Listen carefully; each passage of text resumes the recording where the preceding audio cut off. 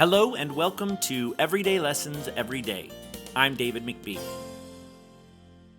When I found myself going through a difficult time a few years ago, I turned to self-improvement books to work on myself and my relationships. After months of reading every day and applying the lessons I learned, I was able to go from grumpy to grateful. It was this journey that inspired me to write my book, Everyday Lessons Every Day. The power of personal development changed me, and I believe it can change the world. To that end, I invite everyday people to share their everyday lessons and how those lessons are changing their lives for the better. This week, I sat down with Matt Brandenburg, who is one of the most positive people I know. You know the type, always smiling, always joking, always happy. Yes, that's what you're in for this week, a dose of positivity that could rival JoJo Siwa. I hope you're ready for it. But first, a quick story of my own. When I was in college, I worked at a gas station. And when I look back, I should complain about what a terrible job it was. I had to work the cash register at a time when people still paid with cash and they even wrote checks. None of this easy swipe your card and have a nice day stuff. I had to put on a heavy coat and stock the cooler. I had to power wash the parking lot. I had to mop the floor multiple times per day, and people would just come in with their dirty boots and ruin that. And I had to clean the bathrooms. And let me tell you, I don't even like to clean up my own bathroom. So cleaning up after strangers who can't aim to save their lives, and I'm not just talking about the urinals. No, you know what? I'm not going to go into details because I don't want to gross you out. But let's just say that I used to dream of a day when I'd be so rich that I could buy that building and burn it to the ground. I'm not even kidding. I literally dreamed that. No lie. And yet in hindsight, it was one of my favorite jobs I had in my youth. You see, the same people came in all the time, so I got to know my regulars. Because so many of them wrote checks, I was able to memorize their names and even their birthdays, believe it or not. You would not believe the impact I had on someone's day when they pulled up to the pump and I'd say, "Pump number 4 is ready, and happy birthday, Jeff." Then Jeff's head would pop up and he'd look toward the building in absolute shock. Of course, when he came in to pay, he'd catch himself writing his birthday on his check and realize that I wasn't a crazy stalker, I was just observant. My point is, when I put a smile on my face and I had a positive mental attitude, it was reflected back to me in my customers, turning a mundane job into a fun one. Of course, I'm totally stealing my guest's thunder here, telling my own story about his everyday lesson, which is a total spoiler, and I hate spoilers. So I'm going to stop talking now and let you hear about positive mental attitude from one of the most positive people I know. This is episode 43, Positive Mental Attitude with Matt Brandenburg. Well, good morning, Mr. Brandenburg. How are you? I'm great, despite the fact that I had to wake up far too early and accommodate your schedule. But no, I'm fantastic. Thanks for having me, David. How are you doing today? Well, okay, just remind me, what time is it there? So there are time zones. I'm in Pacific currently. You're in Central, so there's a 2 hour time difference. So what's normally a good time for you is extremely early, but it's okay. It didn't disrupt the entire family and my wife by me waking up early and making it uncomfortable. I'm just joking. No, it was perfect. I wake up early anyway, but I'd be remiss if I did not give you a hard time, regardless. I mean, it is 6 a.m. where you're at. It is. It is. Okay, It's yeah, a that's little that's early. pretty early. It's okay. It's a pleasure to see you. It's always a delight, and I'm happy that I get to do this with you. So we'll have a good time. Well, I'll add a 20% bonus to your check. How about I that? appreciate that. We need that. Do you know what a 20% addition to zero is? I think I could do the math, even though that's something I'm not very good at, but I'm pretty sure it's not a lot still. It's still 6 AM. Why don't we get into it? Tell folks who you are and a little bit about your station in life. Sure.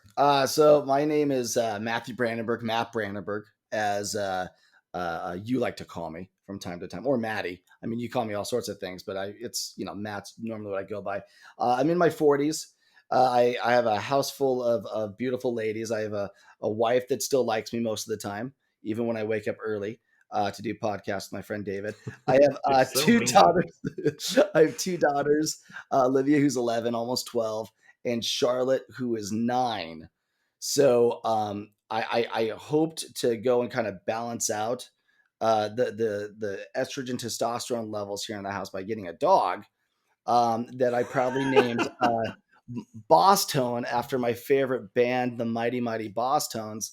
But he too has decided that I'm too much to deal with. So I live in an island where the surroundings around me, this is basically where I live, is in this little room where I'm sequestered because no one wants to deal with me half the time. You're just being ornery. You're an awesome dad, and your kids love you. No, they're fun. The everything I do is around the family. I think you and I, that's one of the things we share a lot of is I'm nothing without my family. I have an absolute blast with my family. Everything I do, the way I work, everything is so that I can maximize the amount of time I get to spend with my wife and with my kids. Yeah, and didn't you even buy a trailer so that you could travel the country and work with It's them? it's a recreational vehicle, David. It's an RV. Oh, Yeah, RV. yeah. Sorry. That's actually one of my favorite things I did. You know, I growing up, I moved a lot. I think you and I have talked about that in the past. And you know, the one thing about that is I got to see a lot of the United States. One of my favorite things to do, and the only time I could really spend a lot of time with my dad was we would do road trips in the summer.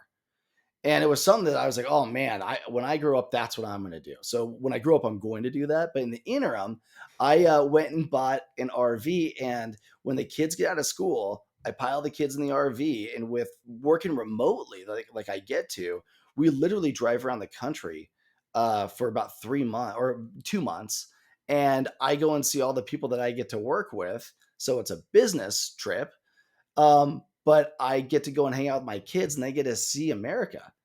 And by that I mean they get to see like the ball of twine in Minnesota. They get to see all the fun things that are out there. Like what is it, the Volkswagen Dude Ranch? And so like we were planning it last night because right when the kids are out of school, that's what we do because it gets a little warm here in Arizona. Yeah, it definitely does. So, what is your job that you are allowed to travel the country with your family? Yeah, so I work in marketing. You know, I was a serial entrepreneur that's failed a lot, which is fun, right? Like I've failed quite a bit um, and learned a lot in the process. Now I'm a CMO of a all-in-one technology solution company called Clutch Solutions, and my job is to be the eccentric, which I fill perfectly. So I go in and just come up with ideas, and I'm lucky enough to have a really solid team around me that are used to dealing with my eccentric personality and disorders, and they get the actual work done. So I do that, and I still dabble in the digital marketing space as well from time to time. But yeah, it's a lot of fun. I get to go and be creative, talk to people, come with ideas outside the box, and because of that, I'm just on the phone all the time, and that really affords me to be able to kind of work and travel for wherever I want to. So I've been doing that since '09, being able to kind of work remotely, which has been fantastic. That's very cool. All right. Well, tell us about your lesson. What kind of Matthew Brandenburg wisdom are we in for today? Well, I mean, I think it's all about choices, right? I mean, that I think that's a big thing that people don't realize when it comes to what you're trying to accomplish on a daily basis. What I mean by that is there was a period of time because I've had a pretty diverse background. Uh, as you know, I worked in radio for a number of years where I pretended to be funny, and there was a period where a lot of bad things started happening towards me, and by bad I mean they just I was getting a lot of negative influences around me. A lot of negative stuff was happening, and this is before I met my wife. And I remember having a conversation with a friend of mine one time where he just said that the reason why bad things are happening is because that's all I'm attracting. And which is true, right? Like that's such a generic cliche statement, right? You are who you surround yourself with. Remember mom and dad would always tell us that. But I made it a conscious effort to really from that day forward to choose how my day was going to be. So I do this annoying thing every single day where my children, especially when they're locked in a small RV, they really love this. Is I ask them every day how their PMA is. How's your positive mental attitude?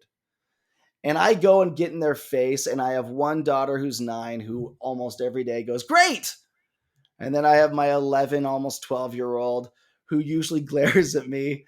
And then my wife usually tells me to just leave.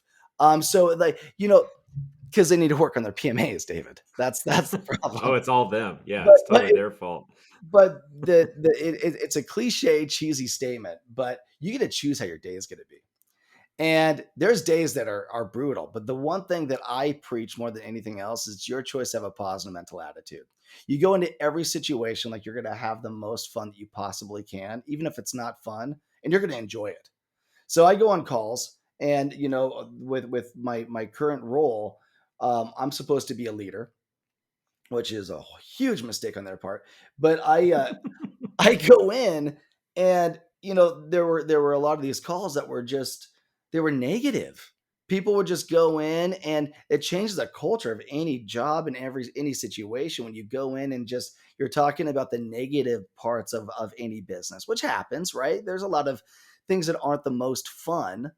But I kind of took over a lot of uh, the meeting by just jumping in and derailing it. And that sounds so crazy, especially in a work atmosphere. But I think derailing is where you get the most progress actually done, where you just go in and get to know the people around you and trying to show your positivity because you don't know what someone's going through on any given day.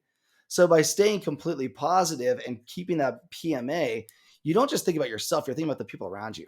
And I think that's the missing component when people talk about PMA is they're talking about what your influence is in other people, right? So if I go to you, David, and I say, "Hey, how are you doing today?" I'm fine. Yeah, right. I could stop there and just be like, "Okay, great." But you could tell how someone's doing. And part of the whole PMA, positive mental attitude, is to actually care and actually say, "Hey, David, tell me what's going on with you." And from a leadership position, when people start telling you what's going on and you listen, you're going to be a better manager and you're also going to have a better workforce, right? Because the one thing that really that I view when it comes to business is I think business is personal. Anybody who says it's just business is a jerk. I don't like that person because how do you support your family? How do you go and maintain your lifestyle? It's usually through business, right? It's going to be how you actually make a dollar. And also, where you work is where you spend a majority of your time. In most cases, unless you're me and you're driving in an RV, talking on the phone, the kids just get to hear their dad talk on the phone. Go, that's how business is conducted. Um, but like you spend a lot of your time with it. So having friendships and fostering those relationships to me are so crucial. Like my right hand man for every company I've ever been in is my best friend and my little brother. I've brought him everywhere. That he hates how PMA I could be, by the way. He just goes absolutely ballistic. Because with that, I'm also completely self-deprecating, as I think I've conveyed. And I make light of everything. I don't take things seriously unless they absolutely need to be. And when they need to be, I'll take it seriously.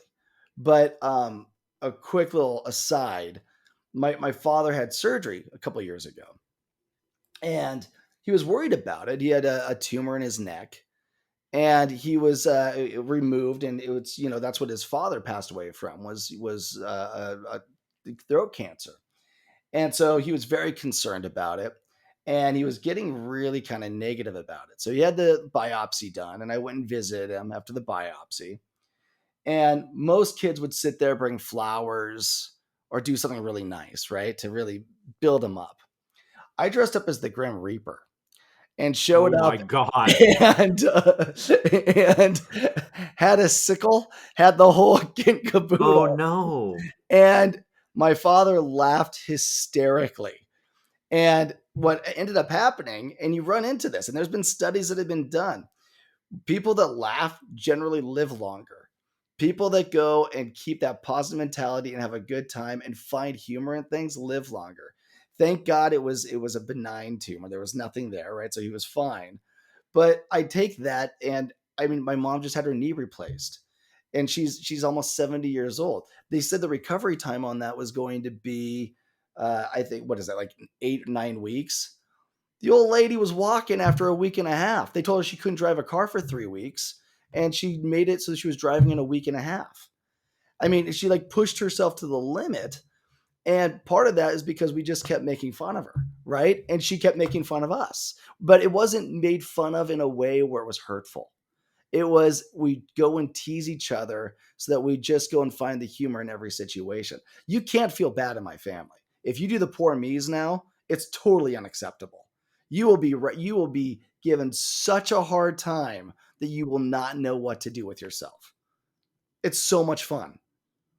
You've been Matt, in that fitness. is no, you really just described yourself. I was telling my wife I was going to interview you this morning, early this morning, and I said I know it's going to be fun because I don't think I've really ever seen Matt like frown or be upset. And yet I've heard enough of your stories that you had plenty to be upset over. You called yourself a failed entrepreneur, Sure. but over the years, you have told me about being sued, about your partners ripping you off, Yeah. about just really tragic stuff happening. And yet, I don't think it ever impacted your personality. Certainly not your interactions with me. You really are a roll with the punches kind of guy. So, what is the trick? I mean, eh, most people can't just flip a light switch. So, do this for me. Go way back in time to the Sure. beginning of your story. Yeah. You say you were attracting negativity to yourself. Tell Sure. me more about that life, that situation, and how you transitioned into the PMA rock star that you are today. Well, even before the radio, when I jumped into that space, um, it actually goes really early. When I was in right out of high school, I dated a girl, and basically I had my heart broken. Right. That's really what happened. And for 2 years, I didn't know what I wanted to be when I grew up. I just kind of like went and just was really negative, was drinking too much alcohol, was just trying to find what I wanted to do, and was really flailing about. And one of my closest friends in the entire world was a guy named Adam, and he was my roommate at the time. And after about 2 years of me feeling sorry for myself, he took a beer bottle and broke it over my head. Nuh-uh. And he said, "You have two choices. You could go and keep being this guy, or you could go and try to do this radio thing that you've talked about for so long. Which one is it going to be? Because this guy right here, I'm leaving if this guy's still around." So the next day, I was like, all right. So I went and got an internship with a guy named BJ Shea out of Seattle. And that changed my life. That changed everything that I was trying to do. But the one thing you always have to be careful of is ego, right? So here I am, a young guy breaking into the legitimately the number one radio show in Seattle, and in 4 years, I get fired 15 times. Like I end up getting What? well, that's true success is getting fired all the time in radio. So I got fired a great deal, and I burnt every bridge possible, every bridge on the way. And what ended up happening was I my ego was out of whack. So there's a balance, right? You could choose to be positive, but there's also like when your ego is so out of whack, you need to have that like humble pie. But my whole identity was wrapped into one thing, right? And my identity was this radio thing I was trying to do, which I really wasn't even that good at. I was just good at being shocking when I needed to be. And so I get fired. I get non compete, and I ended up joining the Air Force because I had a year and a half compete. I figured I could go away for a year and a half, get trained, and get a whole new segment of a whole new audience. Is really what my mentality was. So I joined the military, uh, and that evened me out. Right, as far as ego, got to be part of a team because I was never really a sports guy. I was always the new kid that was kind of funny. So I that really really mellowed me out, like being in the military. And every day I woke up and I just saw what other people had to deal with because they're living in these small little barracks and seeing what they're. And when I say military, and I don't mean to offend the military because I was in the Air Force, there's a huge difference. But there's still a small, like your small barracks where you get to know these guys who really had to deal with adversity. They really had to deal with bad things. So as I got older, and these things happened to me with getting sued for starting a company, and yeah, having falling outs with business partners who have done things. You look at what other people have to deal with, and you're not comparing yourself to it, but you could say, is this really going to kill me, or is this going to go and just make me stronger?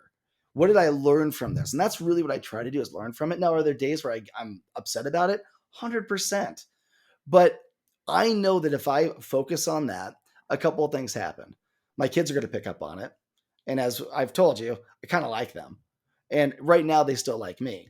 So if they see me being completely upset about something that's work related or even personal, then they're going to get worked up about it. It's going to affect them. And the last thing I want my kids to not make the connection of is work's supposed to be fun. I don't ever want them to think that work is not fun. Work should be fun. You should enjoy what you're doing with your life. And if all of a sudden my kids see this negative perception when it comes to work, and they're not going to want to do it. So getting sued sucks. I really did not enjoy that. But and really, I'd be lying if I said it didn't affect me for a couple of years. First couple of years it went on for almost 2.5 years. And there were days where it was not positive. There were days where I needed to cut away and not see the family for a little bit.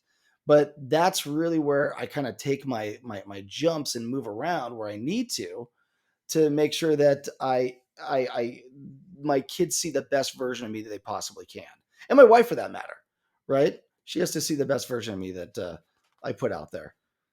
Yeah, so this is really hitting home for me. Obviously, my book, Everyday Lessons Every Day, starts out with me talking about how I have let the stresses of my life impact my relationships with my Hmm. family, how they walked on eggshells around me because I was always stressed and I let the anxieties of my career or my life just kind of have a negative impact on. And when you work from home, you don't have that buffer, right? Yeah. There's not the drive home when you can listen to Bobby Bones on the radio and laugh a little bit.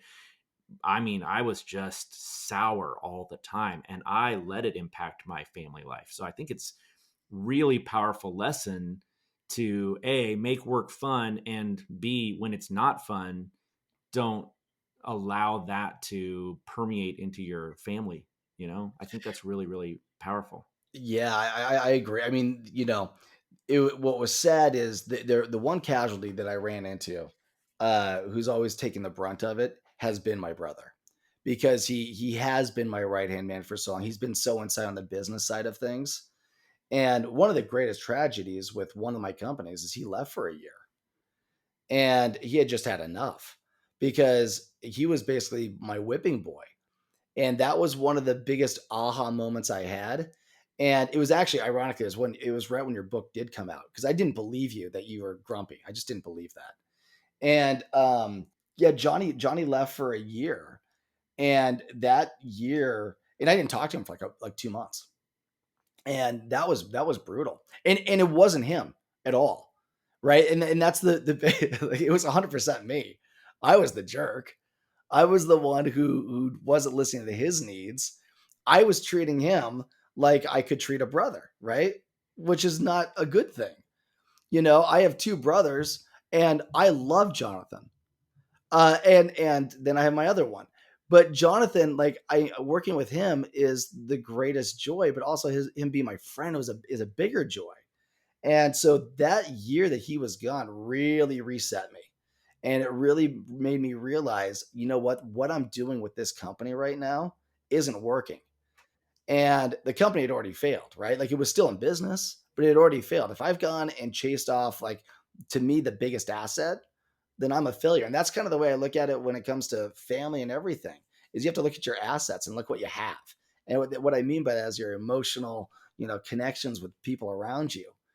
And If you're not valuing that, that's a problem, right? I mean, like it's cliche again because I'm filled with cliche statements, but life is short. Why do you want to be like treat it like it's why do you want to be negative? Why do you want to not start every day and just go, know what I'm gonna do today? I'm gonna do this. I'm gonna accomplish something right out of the gate. Matt, let me ask you this. Whenever I get to this point in my interviews, I think to myself, okay, what has the listener taken away from this? And there's a lot, right? There's have a positive mental attitude, there's have fun at work, there's find a way to shield your family from the anxiety and the negative elements of your career, right? But what is it that can flip the switch for people? Like, how do they go from being negative, from not having fun at work, from taking some of that negativity home to their family? What's your advice to them? Like, how do they get to where you appear to have gotten? Well, I think it's baby steps. I don't think you could just sit there and say, today I'm going to be the happiest person in the entire world. But you have to find the things that the little joys that are there for you. Sometimes it's, buying a car or a Jeep, or buying something. Yeah, Yeah. Jeep. You have to celebrate. You have Wait a to minute. Is that the true? Is that the answer? it's Should everyone everyone needs a just have a Jeep. Jeep? That's right. Everyone needs a Jeep. No, You you know, need I actually use the words Jeep therapy quite a bit. When I'm in a bad mood, I'll go for a ride in that Jeep, listen to some good music, and I'll come home feeling entirely different. Is that that the trick? Everyone it, just needs a Jeep. that's it. I mean, you have to find your joy. You have to find your joy. You have to find your reset. And Matt, you're talking about gratitude. That's really the answer. it's just, that's all it is. I mean, I start my day early, not this early, but early, and and the first thing I do is I have a cup of coffee, then I go run. And it sounds silly, but for me, it clears my brain and it helps me say, okay, here's how I'm going to take today. But it's finding that little joy, that little success, and that to me is what kind of changed a lot for me. Was exercising first thing in the morning. It sounds silly, but it was like I accomplished something right out of the gate. And there was a I'm forgetting his name, but he was an old Navy officer, and he was doing a commencement speech at a graduation. And he was a former Navy SEAL, and the whole speech was about the first thing that you should do when you wake up is make your bed. And that one impacted me something fierce because he said that way you accomplish something right out of the get go and you've taken on the day. And I was like, that really resonated with me because that's really what it is. I think you could change your brain and change everything by just taking on and having your first accomplishment because then you've already won for the day. But you have to find that one thing that gives you the most joy too. If it's not family, if you don't have one, then you have to find, okay, is it going somewhere on the weekend or is it getting your Jeep therapy? But finding the little thing that you have to work towards and then accomplishing it and make it a small goal. Start there. Where it's okay, if I bust my butt today, I'm gonna have a beer at the end of the day, right? Or I'm gonna go and have a nice ham sandwich, whatever it is.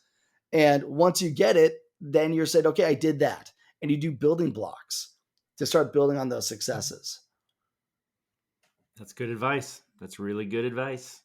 I know that I like to start a lot of mornings reading, you know, or listening to a podcast or listening to an audiobook. And I feel like that sets my brain in the right Mhm. direction. You know, if I start the morning with the news, forget about it. Like, I am thumbs downing everything on my Google News feed that is about, violence or politics. I just try to get rid of that and only have the positive news, but there really isn't that much positive news. And so that's when I make my mental shift to choose to read or listen to something first thing in the morning. That's brilliant. Yeah, I mean, I do the exact same thing. Like when I run, I listen to music, uplifting music, or audiobooks. That's what I do. Do you have a favorite running song? Oh man. So yesterday's was I had two. Passionate Kisses by Mary Chapman. That was a hoot and a holler. I don't know why it came on. I was like, that's my jam. That is a Um, throwback, baby. That's That's a what good I one. thought. And then Kesha jumped on there, and I was like, "This was it was great." And I'm a punk rock guy, but I love Kesha was a good one. TikTok, Oh, that was fun. That was a fun one yesterday. I liked that one. But yeah, Mary Chapman for some reason is my jam. Whenever that one comes on when I'm running, and Passionate Kisses, woo! I don't know why. I get that little extra oomph while I'm running. Yeah, when I'm struggling about the mile or 2 mile mark, I turn on Panama by Van Halen. That's a great one. The Or, drum beat. right? Oh, yeah. Or Yeah. The Bliss. Do you know The Bliss by Volbeat? I don't know that one. See, that one is a little less known, but man, is that a good song. I'm going to challenge you to run to The Bliss by Volbeat tomorrow. Okay, I'll add that to my running playlist, which could be the most obnoxious, diverse playlist of all time. Because I just every time I hear a song, I just add to it. Like it has to be upbeat. It has to be a good beat. Like Passionate Kisses, right? It has to be that real uplifting. Oh man, the hook on that song, it's fantastic. I I love can't that. believe we were on a Passionate Kisses tangent. All right, we should probably wrap things up. So, why don't you tell our listeners how they can reach out to you if they were moved by this episode and want to get to know you? Yeah. Well, I you can find me on my Twitter handle. It's Matt Brandenburg at Twitter, and that's URG. So it's just MattBrandenburg. It's the same thing for LinkedIn and Facebook. It's all the same thing. One of the things I'll be working on that actually is coming out next month is the book that I too have written, and so that's coming out in about 2 weeks. So I'll be pushing that out there. It's called How to Fail at Business. That'll be a fun one for the folks out there. It's basically that what not to do when starting a startup. I'm really excited for this book. I Yeah, really am. well, some Now, when fun. it comes out, will you come back and talk about the lessons you learned there? 100%, absolutely. Okay, awesome. How to Fail at Business. That sounds fantastic. Yeah. And that's coming out in 2 weeks? Yeah, we're going back and forth with the editor, so it might be a little bit longer. So you All just right. never know. Yeah, I'm Well, failing at writing a book too. So I failed at business and I'm failing at writing a book. So all right. And do you have any final parting words for the listeners? PMA, positive mental attitude. Keep it going. Be positive, and make the most of the day. As silly as that sounds, you get to dictate how your life's going to be. And why be a curmudgeon? It doesn't make sense. It just doesn't make Absolutely. sense. Totally agree. Awesome. Well, thank you, Matt. This was fantastic. I enjoyed chatting with you, and I'm sure our listeners will take a lot of PMA away from this one. Appreciate it, David. Thanks so much. I don't know if you caught it or not, but Matt said something that I think is absolutely brilliant during this podcast. Yes, all the stuff about positive mental attitude is great. You can choose to be positive even when the situation is negative. Choosing your PMA can help shape the direction of your life. All that good stuff. But as Matt admitted, it's kind of cliche and probably something you've heard before. So allow me to point out my favorite line of the whole interview. Matt said, "Go into every situation like you're going to have the most fun you possibly can." Shut up, that's such a cool notion. And how many times do we go into situations expecting the worst thing to happen? I'm going to see my mom, she's going to criticize me for being single again. I've got a job interview and I'm going to blow it. There's a huge test this afternoon and I just know I'm going to fail. Or how about, I'm up next and I'll probably strike out or hit another pop fly. Get this. At Zoe's softball game this week, she had a doubleheader. She was dealing with some negative personal stuff during the first game, and it totally affected her play. She couldn't get a hit to save her life. But something happened between games. I don't even know what. Do not ask me to explain how a teenage girl's brain works. But she had this totally different attitude. She came out of the dugout laughing about something. She smiled at her coach and she said, "Hey coach, guess what? I'm going to get a hit." To which her coach just shook her head as if to say, "Okay, prove it." And on the first pitch, Zoe swung the bat and smacked the snot out of the ball. It found a gap in the outfield and rolled all the way to the fence.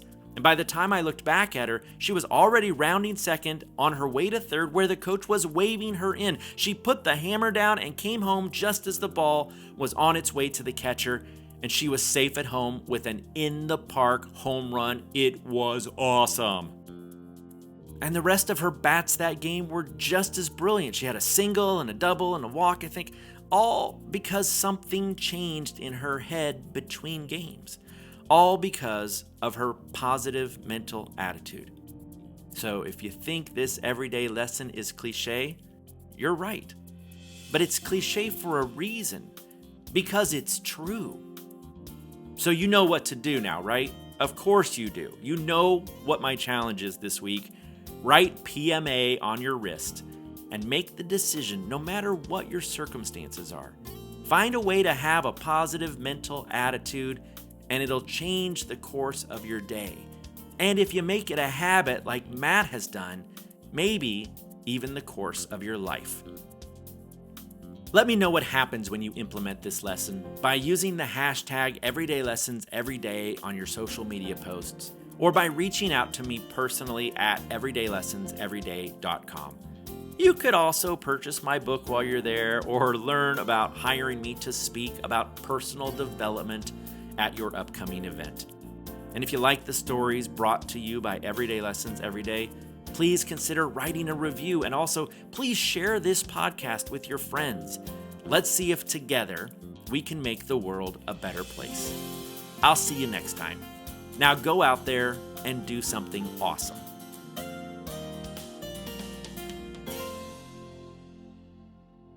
Are you frozen? Did I lose you? Nope. Oh, you are frozen. I lost you. Did I jump off? It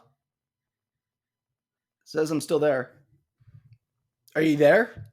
Over. I am, and your file looks like it's still intact. So I just said I challenge you to listen to The Bliss by Volbeat tomorrow. Yes, I heard that, and I think that needs to. I'll try it today. That'll be what I do today. Wait, you just need to respond to that so I can edit it. Oh, I'll do that.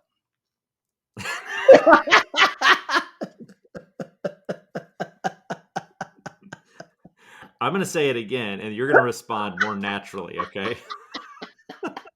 Oh my God.